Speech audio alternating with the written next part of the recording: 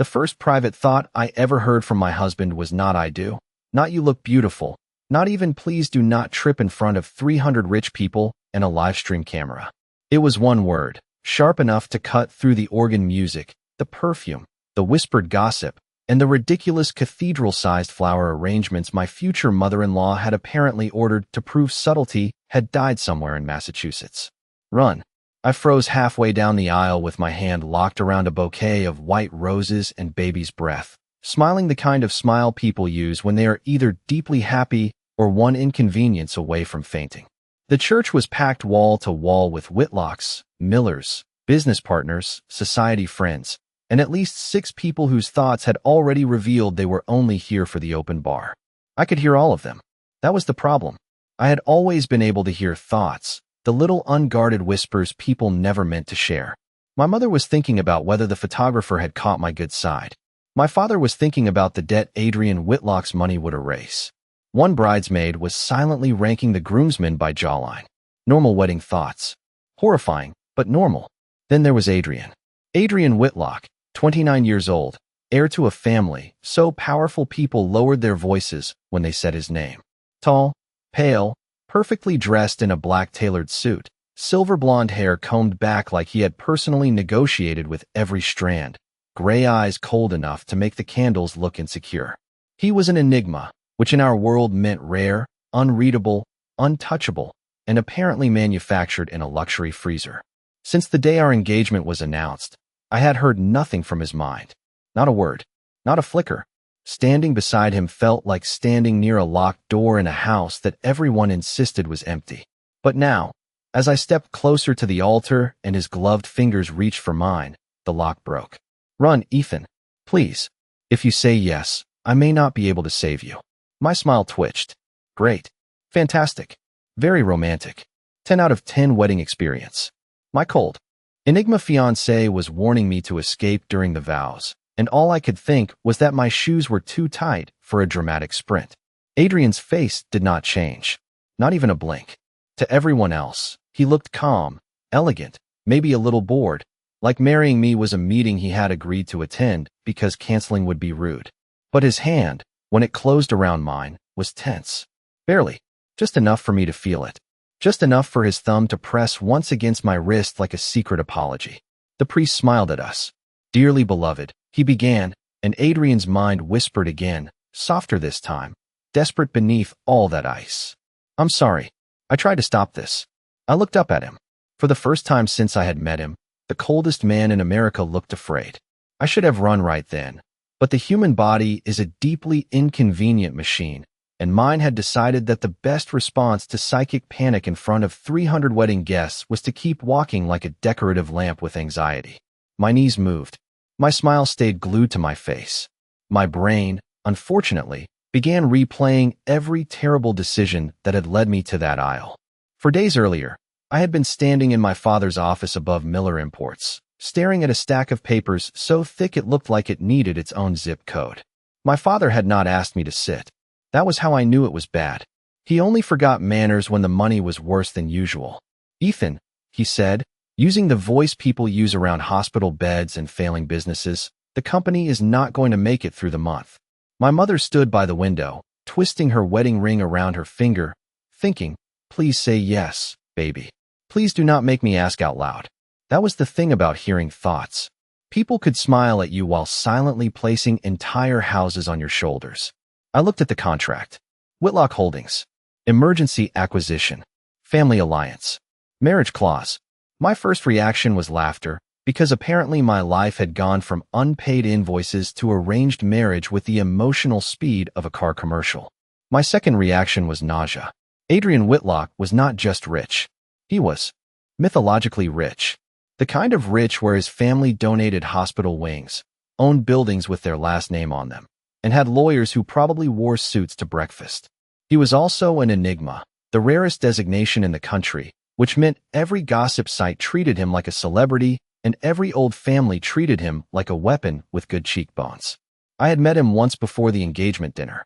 He had entered our living room in a charcoal coat, said my name with perfect politeness, kissed my mother's hand like he had been raised by a museum, and then looked at me with eyes so pale and quiet I had immediately thought, absolutely not.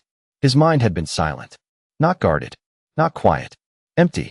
I had spent my whole life drowning in other people's secrets, and Adrian Whitlock was the first person who felt like standing beside Snowfall. It should have comforted me. Instead, it made every instinct in my body sit up and hold a tiny emergency meeting. At dinner, his stepmother Vivian had smiled at me across the table, pearls shining at her throat. "Such a lovely match," she said. Her thoughts were colder than her smile. "The listener is prettier than expected. Good. The family will enjoy the symbolism." I had nearly dropped my fork. Listener. Nobody outside my parents knew what I could do. Nobody. Adrian's eyes had flicked toward me then, just once, as if he had heard the silence change. But his mind stayed locked. Later, my father told me the marriage would save everyone. My mother thought, "I am sorry. I am so sorry."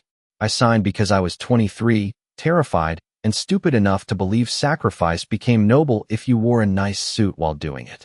Now, standing at the altar with Adrian's hand around mine and his mind begging me to escape, I realized I had not walked into a business arrangement. I had walked into a secret that already knew my name. The priest kept speaking, because apparently nobody had told him that the groom was silently begging the bridegroom to flee and the entire ceremony had become one decorative emergency. His voice floated through the church, warm and steady, something about love, commitment, and the sacred joining of two lives. I heard every word and understood none of it. My attention had split into too many directions at once. Adrian's hand was around mine, cool through the thin fabric of his glove. His face remained smooth, almost bored, the exact expression a marble statue might wear if it had excellent posture and family trauma. But his mind was not smooth. His mind was a locked room full of alarms. "Do not react," he thought. "Please, Ethan, do not let them know you heard me." Them. Wonderful. There was a them now. I stared straight ahead and tried to keep breathing like a normal person, not like a man mentally adding escape routes to a wedding program. The front doors were 60 feet behind me. My shoes were polished but slippery. My mother would faint if I sprinted.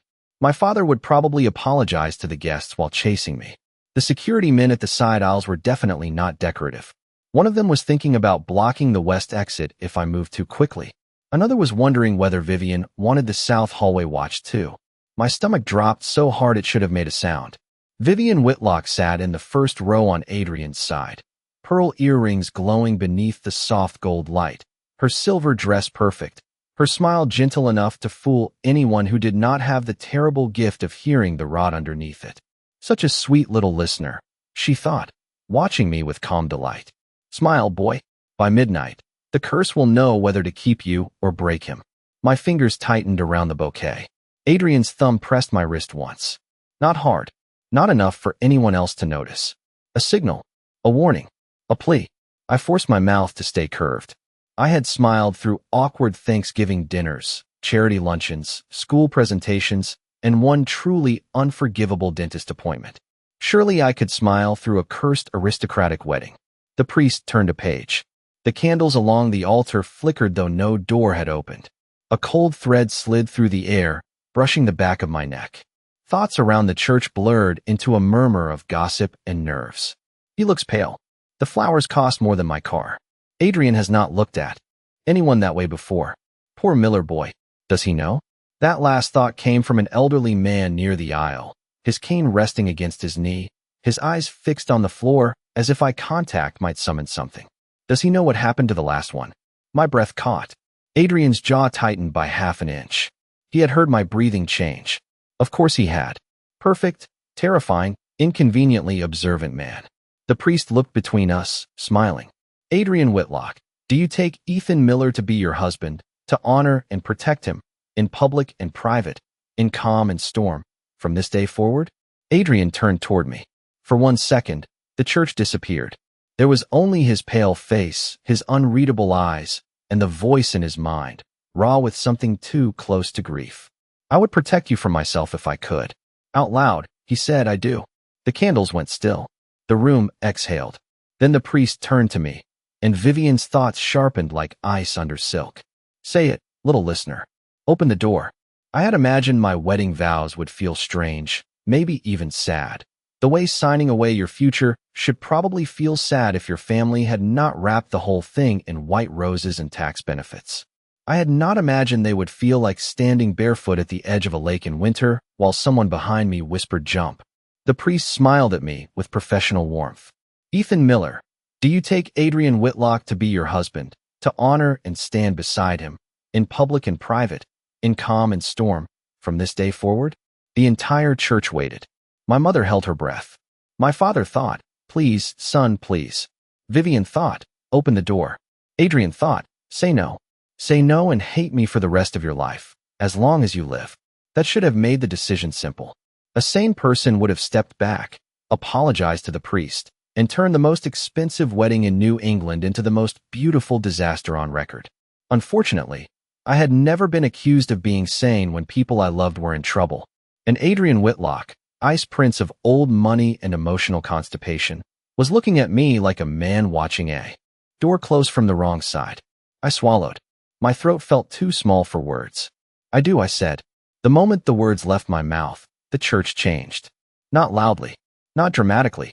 No thunder, no screaming, no stained glass shattering in a rain of holy confetti.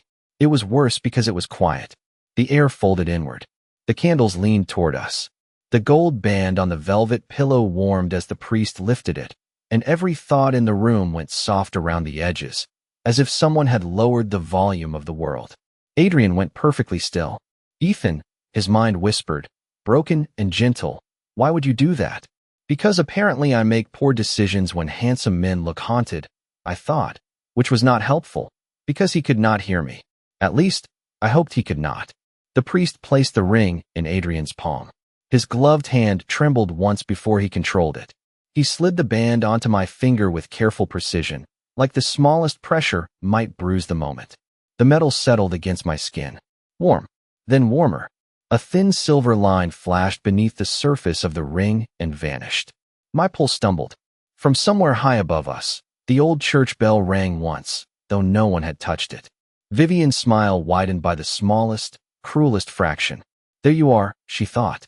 The bond recognizes him. Adrian's expression did not move, but his mind filled with one fierce word. No. The priest offered me Adrian's ring. My fingers felt numb as I took it. Adrian held out his left hand, steady now, beautiful and distant, the hand of a man who had already decided to lose something. When I pushed the ring onto his finger, a cold breeze swept down the aisle, carrying the scent of winter rain and old paper. Adrian's eyes closed for half a second.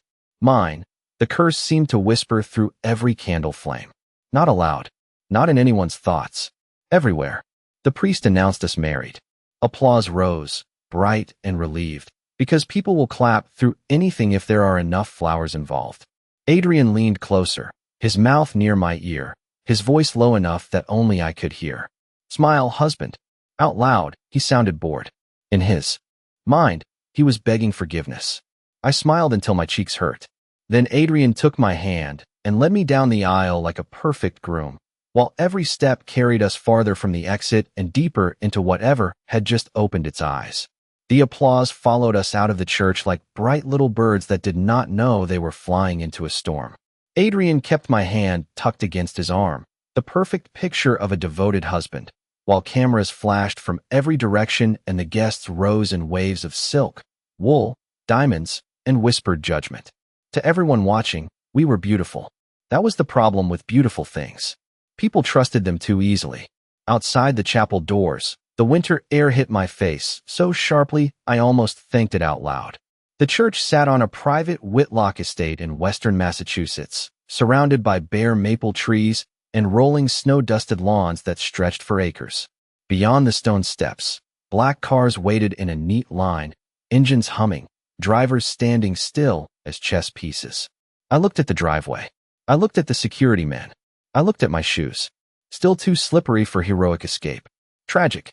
Adrian guided me toward the reception hall, a glass and stone building glowing gold across the courtyard. His expression stayed calm.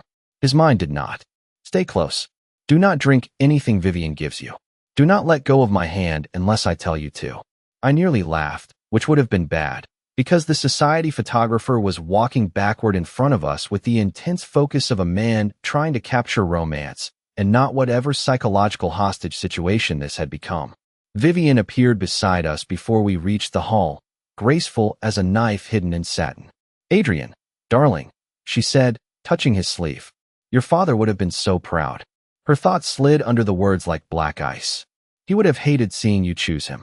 Adrian inclined his head. "I doubt my father would have approved of anything that did not benefit him."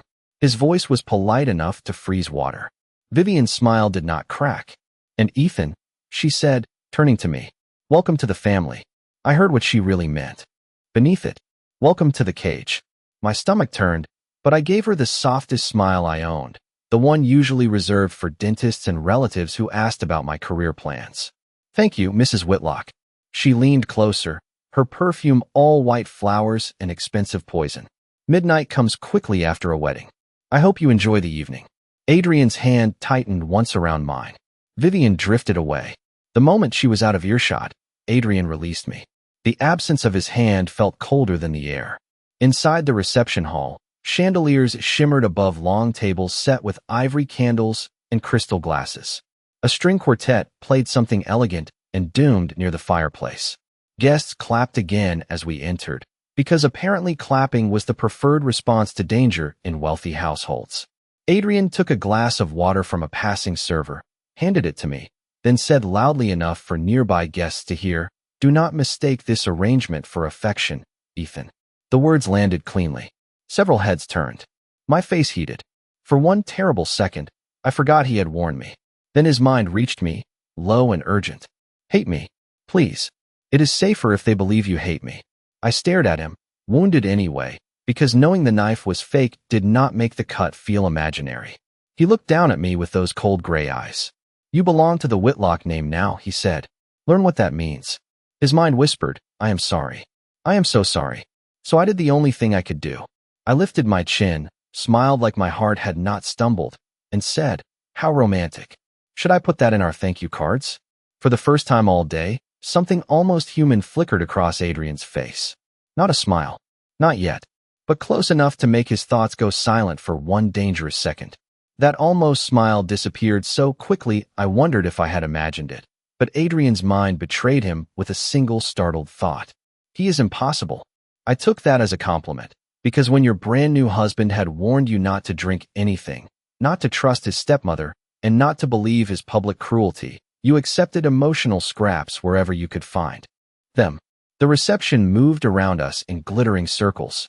People congratulated us with careful hugs, expensive smiles, and thoughts so messy I nearly asked the string quartet to play louder just to drown them out. One senator's wife thought Adrian looked too calm for a doomed man. A cousin in a green velvet dress wondered whether I would last until Christmas. A gray-haired uncle near the champagne tower kept repeating, poor boy, like a broken church bell in my skull." Through it all, Adrian stood beside me with one hand resting lightly at the small of my back whenever photographers approached, then withdrawing the moment they turned away. Public warmth, private distance. A performance so polished it hurt. Vivian finally rose for a toast near the head table, tapping her spoon against a crystal glass. The room quieted at once. She looked radiant beneath the chandelier light, all pearls and silver silk, the kind of woman who could make a threat sound like a blessing. "To Adrian and Ethan," she said, her voice smooth as honey over ice. "May this union restore what was lost, strengthen what remains, and awaken what has waited for far too long." Around us, the older Whitlocks lowered their eyes. Not one person clapped early. Not one person breathed wrong. Then Vivian lifted her glass toward me. "Especially you, dear Ethan. Every family needs someone brave enough to listen." My fingers tightened around the stem of my untouched water glass. Adrian's thought cut through the silence. "Enough." He stepped forward before I could blink. "My husband is tired," he said coldly. "We will take a moment away from the crowd." Vivian's smile sharpened. "Of course. Newlyweds deserve privacy." The word privacy made several guests think things I deeply wished I could return unopened. Adrian took my hand and led me out of the ballroom through a side corridor lined with oil portraits of unsmiling Whitlocks. The music faded behind us. The air cooled. My polished shoes clicked against black marble, each sound too loud. After 50 feet, I pulled my hand free. Adrian stopped. I looked at his back, broad and rigid beneath his suit jacket. Are you going to keep humiliating me for my protection? Or is that just your natural personality? He turned slowly. In the empty hallway, his face looked less like ice and more like something carved to survive winter. You should not have agreed to this marriage. I heard that part already. Very touching. Terrible timing. His jaw tightened. Ethan. No, I said, stepping closer because fear had apparently made me reckless and socially unwise. You do not get to call me husband in public, insult me in front of half the state, apologize in your head, and then expect me to follow you around like a confused golden retriever. A draft moved through the hallway. The portrait seemed to watch us. Adrian stared at me for one long second. Then his mind whispered, I do not know how to protect someone who can hear me breaking. My anger folded in half. Not gone, just wounded in a quieter place. Before I could answer, the lights flickered. Every door along the corridor clicked shut at once. Adrian went still. At the far end, a pair of tall white doors opened by themselves, revealing a bedroom glowing with candlelight and old symbols carved into the floorboards. Vivian's voice echoed from hidden speakers, or maybe from the walls themselves. Midnight is approaching, children. Try to be honest before the house decides for you. The doors behind us vanished into smooth wallpaper. I looked at Adrian. He looked at the room. For the first time, his cold mask cracked completely. We are early, he thought, and fear flooded every word. This was not supposed to happen yet. The room beyond the white doors looked like a bridal suite designed by someone who had read about romance in a haunted law book. Ivory curtains hung from the ceiling in soft waves. Candles glowed along the walls without burning down. A king-sized bed stood in the center beneath a canopy of pale fabric, untouched, ceremonial, and so aggressively symbolic that I wanted to file a complaint with whoever managed cursed interior design. The floorboards were carved with silver lines that formed a circle around the room, twisting into old Whitlock symbols I did not recognize but immediately disliked. Adrian stepped in first, one hand raised slightly, as if he could block the room from noticing me. Do not cross the threshold, he thought. I stopped with one foot in the air. Finally, clear instructions. Love that for us. Then the hallway behind me vanished with a sound like silk being pulled through a ring. I stumbled forward, not because anything pushed me, but because the floor simply decided the only place left in the world was beside my husband. The door sealed behind us. The silver lines in the floor pulsed once. Adrian swore under his breath, which was the most emotionally available thing he had done all night. I looked around, clutching my bouquet like it might provide legal defense. So this is the private newlywed moment your family planned? Because I have notes. He did not smile. Do not joke right now. I am joking because the alternative is screaming, and I respect the candles too much. His eyes flicked to mine. For a second, his thoughts softened. Brave idiot. Warmth touched my chest before I could stop it. Then the symbols brightened. The room tilted. Not physically, mentally. The air filled with the scent of winter rain and old pages, and suddenly Adrian's mind opened wider than before. Not thoughts this time. Memories. I saw a younger Adrian, maybe 17, standing in this same room in a black suit too formal for his age, his face pale with fear he had already learned not to show. I saw Vivian beside him, younger but just as polished, telling him that enigmas were not born for happiness. They were born for inheritance. The vision flickered. Another memory. Adrian in a library at 2 in the morning, reading old family journals, searching for the word listener over and over until his eyes burned. Another. Adrian watching me through a photograph clipped to a file, his gloved thumb hovering over my name.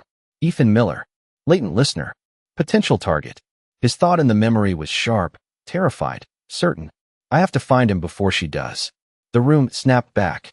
I gasped, gripping the nearest bedpost, because apparently cursed furniture was now my emotional support system. Adrian stood across from me, expression stripped bare. You saw that. It was not a question. You knew about me before the engagement, I said. Yes. My voice came out small. You chose me.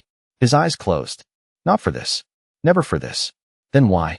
He looked at me, and the cold man from the altar was gone. In his place stood someone exhausted from carrying a secret with both hands. Because Vivian found your name in my father's records, he said. Once she knew what you were, she would have brought you here with or without me. Marriage was the only protection old enough for the house to recognize. I laughed once, thin and shaky. So you trapped me to save me from being trapped worse. Adrian's mouth tightened. I know how it sounds. It sounds insane, I said. Then, after a beat, it sounds very Whitlock. His mind gave the faintest flicker of relief, followed by something careful and aching. I wanted more time. I wanted you to hate me less first. The candles dimmed. Across the room, the silver circle began to turn slowly beneath our feet, not moving the floor, only the light. A new whisper brushed the walls, patient and ancient. Truth begins where performance ends. Adrian looked toward the sound, fear returning. Ethan, whatever the room shows you next, remember this. I am not your enemy. Before I could answer, the mirror above the fireplace went black, and in its dark surface, someone who looked exactly like Adrian smiled back at us. The figure in the mirror wore Adrian's face the way a stranger might wear a stolen coat. Same silver blonde hair, same gray eyes, same elegant black suit. But the smile was wrong. Adrian never smiled like that. All polished charm and empty warmth, the kind of smile used in boardrooms before someone lost a company. I took one step back.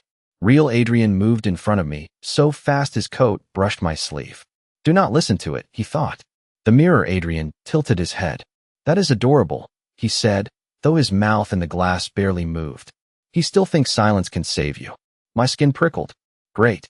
The haunted honeymoon suite came with a talking reflection. 5 stars. Would absolutely never book again. Adrian's voice went cold. You are not welcome here. The reflection laughed softly. I am the room, boy. I am the vow.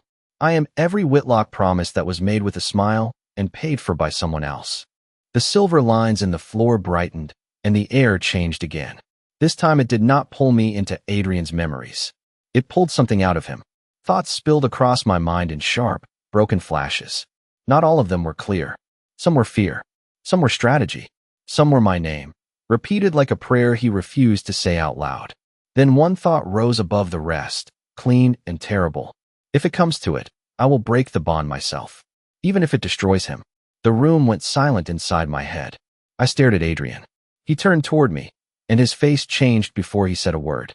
He knew what I had heard. Ethan. My name sounded careful, but careful was not enough. Break the bond? I asked. His eyes flicked to the ring on my hand. The silver line beneath it pulsed once. You do not understand. That was becoming the official Whitlock family motto. I laughed, but it came out wrong. Then explained faster. The mirror whispered behind him, he cannot. He would rather make the choice for you.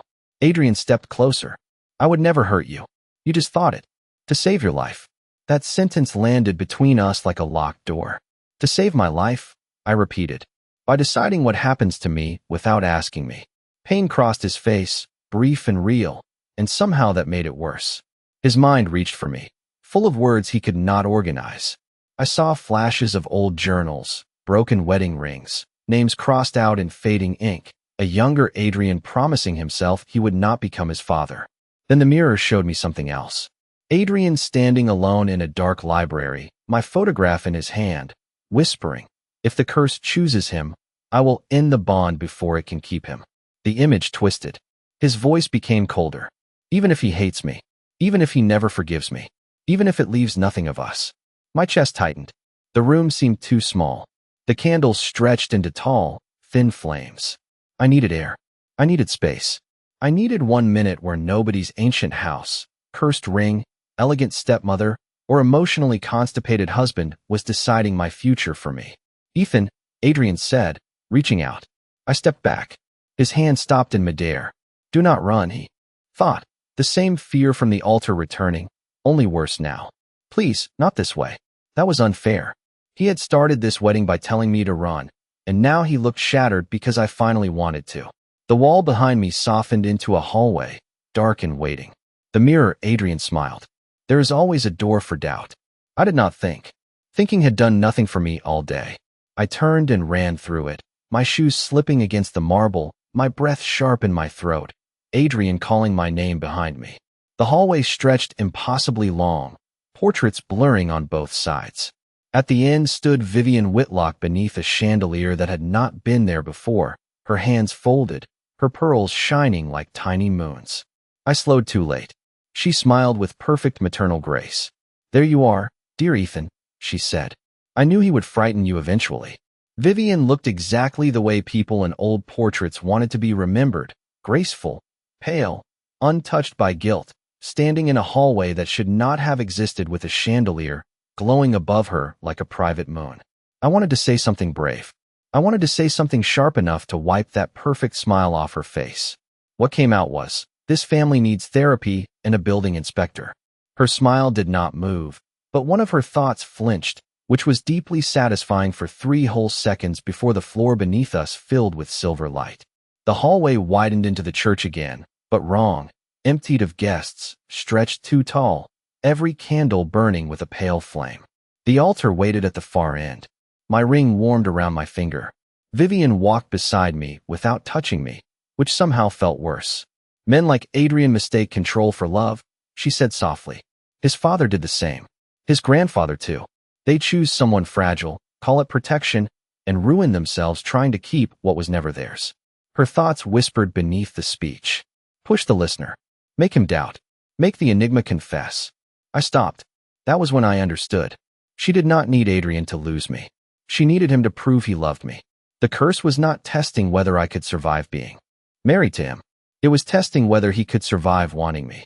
Adrian appeared at the chapel doors, breathing hard, his perfect hair undone at the edges, his cold mask completely gone. Behind him, the false Adrian flickered in the dark glass of every window, smiling with his face. Vivian turned, pleased. "There you are." Adrian's eyes found mine first. Not the curse. Not Vivian. Me. His mind crashed into mine, open and terrified. "Ethan, I am sorry. I was trying to give you a choice, and I took one away instead." The silver light climbed the walls. Vivian lifted her chin. "Declare the bond broken, Adrian. Free him, if you love him." The false reflections murmured in a dozen elegant voices. "Free him. Save him. Leave him." Adrian looked at the ring on his hand. For one awful second, I heard him consider it, not because he wanted to abandon me, but because he still believed love meant removing himself from the room before anyone could get hurt. I stepped toward him. "Do not." My voice shook, but it held. Adrian froze. "I am tired of everyone deciding what saves me." Vivian's expression chilled. "Ethan, dear, you do not understand what he is." I looked at her. "I hear thoughts for a living, Mrs. Whitlock. I understand more than people enjoy." Then I turned back to Adrian. "If you break this bond to protect me, I will haunt you emotionally for the rest of your very rich life." His mind went silent. Then, impossibly, a laugh broke through it. Small, shaken, real. He walked toward me, each step dimming the false reflections behind him. Vivian's smile vanished. "Adrian," she warned. He ignored her. When he reached me, he did not grab my hand or pull me behind him. He stopped in front of me and waited, asking. That almost undid me. I placed my hand in his. The rings flashed once, bright as camera bulbs, and the cold church filled with the scent of winter rain turning into spring. Adrian faced Vivian and the watching house, his voice steady, not loud, but every candle bent toward it. "He is not my sacrifice. He is not my weakness. He is my husband." The word moved through the room like a key turning.